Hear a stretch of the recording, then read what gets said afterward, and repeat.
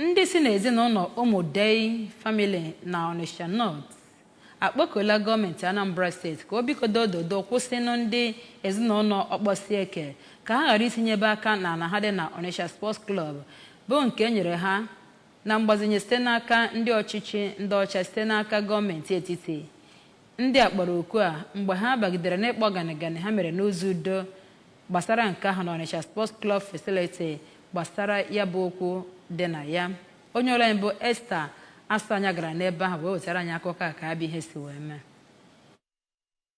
Mere ngagharị iwe jigasị akwụkwọ edegara ihe dị iche iche dịka anyị akwadoghị ọgba aghara, ala ahụ na-ese okwu bụ nke anyị nakwa ihe ndị ọzọ.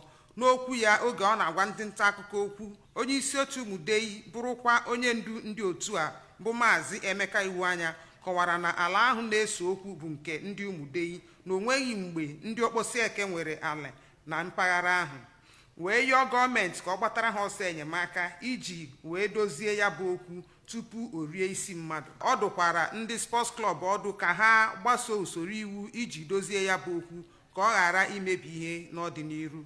Esther Asanya maka akụkọ ụwa nke ABS.